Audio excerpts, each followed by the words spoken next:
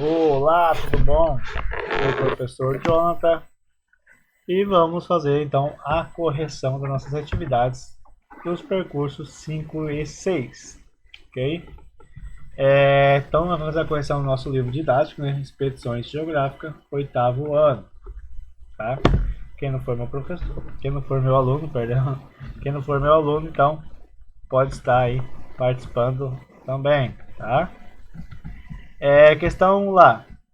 Desde a época Desde as épocas remotas, o homem moderno, ou seja, o Homo sapiens e seus ancestrais, deslocaram-se pelos espaços terrestres. A ponte, a causa mais provável para esses deslocamentos. Tá? Quais foram as principais causas, pessoal? Então, os primeiros povos, eles eram nômades, tá?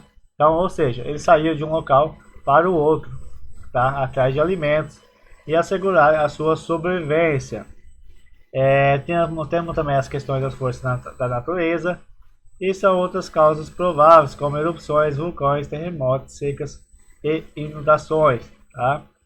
Além da praia de alimentação, também temos as questões da sobrevivência em relação às forças da natureza. Tá? Questão 2. Explique a diferença entre imigrantes e refugiados. Então, imigrantes, pessoal, são aqueles que deixam o seu país de forma voluntária, tá? Para morar em outro país.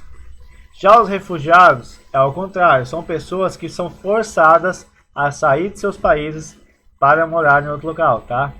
Ok? São as pessoas forçadas por conta de perseguição religiosa, perseguição, questão social, tá? Perseguição política e outros critérios aí, ok? Questão B. Deslocados internos e migração interna.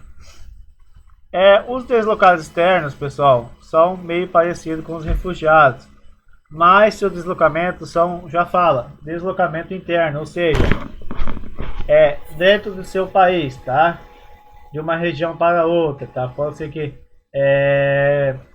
fugindo de alguma perseguição de certa região, né, do seu país, por conta da sua religião, por conta da sua ideologia, por conta da sua questão política, então eles são forçados a sair de um lugar do país para outro local, tá? Imigração interna é bem parecido com imigrantes, tá? Com os imigrantes que saem para fora. Migração interna é quando há a saída, né, de uma região para outra, sem força, tá? Sem força, mas sim por vontade própria, tá bom? Questão 3. Além das migrações espontâneas ou voluntárias, existem as migrações forçadas. Essas migrações, explique o que são migrações forçadas. Exemplifique. Migrações impostas ou forçadas são aquelas migrações que o próprio nome já fala, tá? São migrações que são forçadas a pessoa a sair de um lugar para o outro, tá? Um exemplo, nós podemos citar a questão dos escravos, tá? Os escravos lá durante, né, o século XVI, o século XIX, né? Vieram então bastante escravos para o Brasil, tá? Bastante escravos, né, foi trazido para o Brasil para trabalhar nas lavouras forçadas. Então eles vieram forçados de suas terras para o Brasil. Tá? Qual era a nacionalidade? Questão 4. Qual era a nacionalidade da maioria dos refugiados mundiais em 2016 e por qual razão se tornaram refugiados? Os principais refugiados em 2016, pessoal, eram sírios que fugiram da guerra iniciada em 2011 entre facções e forças armadas do governo. Então, a maior parte dos refugiados, né, que fugiram da Síria, né, ou então dos sírios, ok? Questão 5. Explique o processo de crescimento populacional que resultou em uma explosão demográfica após a Segunda Guerra Mundial. Vamos explicar então como podemos fazer? Quais foram os fatores que houve então uma explosão? Explosão tem a ver com o crescimento, né? Aumento.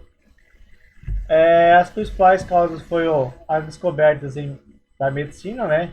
Que surgiram após a Segunda Guerra, com o surgimento de vacinas, antibióticos, tá? Com, com a evolução da medicina houve então a queda da mortalidade e assim o aumento, né, da expectativa de vida das pessoas, tá bom? Então fazendo então essa explosão aí, tá? Esse crescimento. Questão 6. Por que a população mundial não está distribuída de modo uniforme, tá? Em todo o globo. Os principais fatores, pessoal, tem a ver com os fatores físicos, históricos e econômicos, tá? Voltando na história do Brasil. Por que a concentração populacional está mais no litoral brasileiro? Se você for ver o fator histórico, tem a ver então com a questão da colonização desses locais, tá? Foram então ali colonizados, então iniciou ali. Então no mundo tem esse mesmo papel, tá? Em locais de difícil acesso,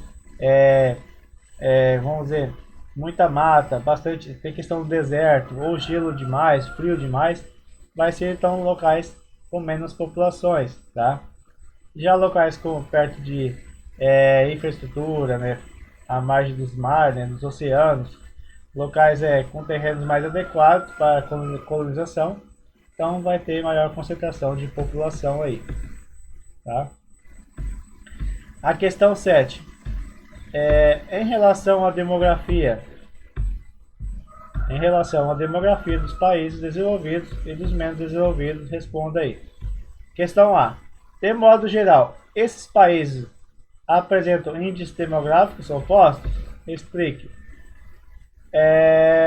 Então, pessoal, os países desenvolvidos têm muitos idosos e poucos jovens, tá? Frutos aí da baixa taxa de fecundidade e do aumento da expectativa de vida, tá? Isso, pessoal, pode reduzir o PIB, né? E pressiona a previdência social, tá? Então, quanto maior a expectativa de vida, menor vai reduzir então o PIB, né? A produção do PIB, e também vai aumentar a questão da previdência, ou seja, vai ter mais gente, né, recebendo de dinheiro do que pessoas trabalhando, tá? E os países menos desenvolvidos têm grande número de jovens, fruto da alta taxa de fecundidade, o que representa maiores gastos na educação e também na criação de empregos, tá? Então, aí um reverso aí. A questão B que outro indicador pode ser considerado para salientar as disparidades sociais entre esses dois blocos de países? Temos também a questão das taxas de mortalidade infantil, tá? As taxas de mortalidade infantil são maiores em países mais pobres, tá? Já países desenvolvidos têm uma menor taxa de mortalidade infantil. Questão 8. Qual é a relação entre a taxa de mortalidade infantil e as condições socioeconômicas, né, de uma população ou país, tá? Qual que é a relação? Então, ela estreita a relação, tá? Então, por conta das boas condições socioeconômicas, resulta em uma baixa taxa de mortalidade. Então, quanto melhor a questão econômica do país, melhor a condição econômica das pessoas, vai ter, então, uma menor taxa de mortalidade infantil. Então, essas taxas relacionam-se ao acesso à saúde, à qualidade, à quantidade de alimentos, né, das gestações, mães e crianças, as condições de saneamento básico e o nível educacional. Então, tudo isso vai influenciar nos fatores econômicos, tá? Se um país tem maior mortalidade infantil, quer dizer que esse país tem pouca infraestrutura, né? As mães sofrem, né, com falta de alimentação, as crianças também, não têm acesso à rede de esgoto, né, entre outras infraestruturas. Questão 9. Como você explica o aumento da esperança de vida, né, a média, ao nascer em muitos países do mundo, tá? Por que isso aumenta, pessoal? Então a expectativa de vida está entre